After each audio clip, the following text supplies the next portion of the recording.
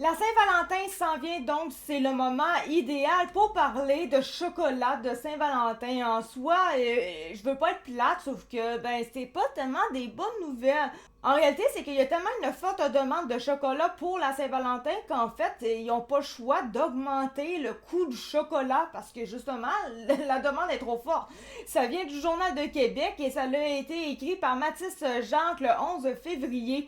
En fait, les consommateurs doivent s'attendre à une augmentation de 20 à 30% sur les chocolats selon les chocolatiers contactés par le journal alors que la Saint-Valentin, ça s'en vient. Monsieur Tessier a constaté une hausse des prix au cours des 3 dernières années puisque ses fournisseurs demandent toujours plus cher pour le cacao. Le kilo de chocolat se vendait près de 15$ au début et ça a monté jusqu'à 26$, affirme-t-il. Personnellement, j'aurais pensé ça genre pour Pâques. Mais non, pour la Saint-Valentin aussi. Et Damien Silès, lui, qui est directeur général du conseil, il dit que ce sont des denrées qui sont cotées en bourse sur lesquelles on n'a aucun contrôle. C'est vraiment un marché mondial.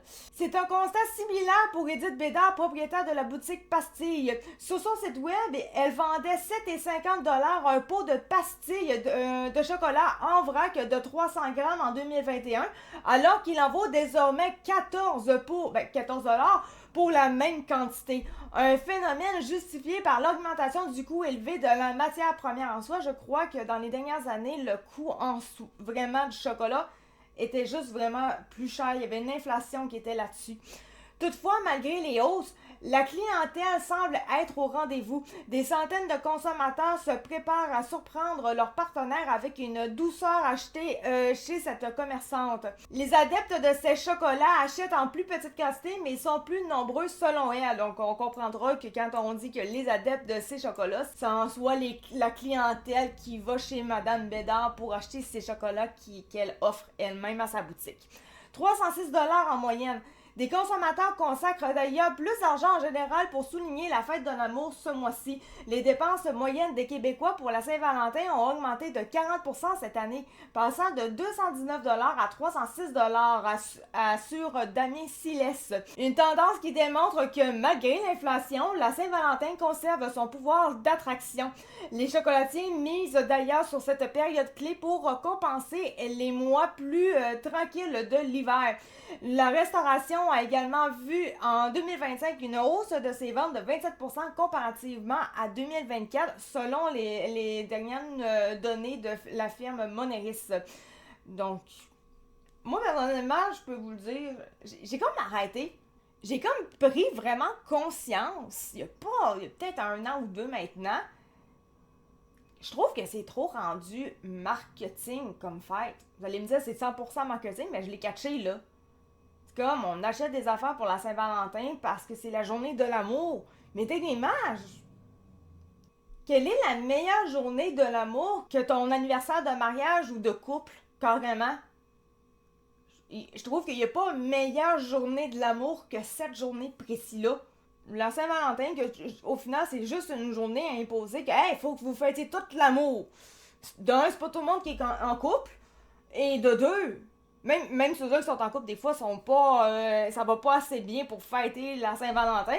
Moi, à part vraiment faire acheter des choses pour cette journée-là, faire monter les prix, acheter du chocolat, si ça, je trouve que c'est vraiment une journée de surconsommation et c'est tout. Je me suis dit, c'est comme là, nous, en fin de semaine, on s'était dit qu'est-ce qu'on fait pour la Saint-Valentin. On a comme rien de préparé. On s'est dit qu'on va manger de la raclette en fin de semaine. Parfait, numéro un. À part ça, j'ai été au Dollarama pour voir si au pire il y avait des petites chandelles genre en cœur ou whatever. Qu'on aurait mis pendant qu'on mange, là, that's it. Mais j'en ai pas trouvé, fait que j'ai juste genre rien acheté. J'ai vu des décorations, genre des petites fleurs en plastique et tout. Là, il était pas cher, là. Mais je me suis dit, une fois que la journée va être passée, techniquement, je les fous dans mon placard parce que j'ai fini, ça fait pas partie de ma décoration tout le temps, là. Tu sais, je pourrais. Mais c'est pas mon but. C'était vraiment des tulipes roses, là. Vraiment, là, très, très, très, là, cucutisme, là. Fait j'ai juste j'ai juste rien acheté, puis j'ai fait non, je tombe pas là-dedans, ça me tente pas de mettre de l'argent là-dedans, fuck it. Je suis plate en esti. Je suis très très très plate. J'ai déjà été plus cool que ça, mais là, avec la Saint-Valentin, là, non, vraiment pas. Puis même en termes de chocolat, c'est pas moi qui va. Je suis ultra chocolat pourtant. Ça me tente pas de donner. J'ai comme, on dirait, là-dessus, le syndrome de. Le trouble de l'opposition. Fait non. Non, tu me feras pas acheter par obligation parce que c'est une journée que je suis supposée acheter pour toi. Non, non, non. Fait que c'est ça. J'ai rien acheté. On va se faire un souper. Je vais mettre des chandelles. J'en ai des chandelles chez nous. Je vais faire ça, that's ça va être tout. J'ai pas besoin de ça. La meilleure journée pour moi, vraiment, pour fêter le jour de l'amour, c'est, personnellement, le jour de l'Halloween parce que c'est là que je me suis mis en couple avec mon conjoint. That's it. C'est là. Et de toute façon, personnellement, j'ai pour mon dire, on n'a pas besoin d'une journée en particulier pour dire à sa partenaire qu'on l'aime. Ça l'année longue de toute façon. Sur ce, merci beaucoup de m'avoir écouté. C'était Axe 4 de True Fact et on se retrouve pour une prochaine vidéo. Merci, ciao bye!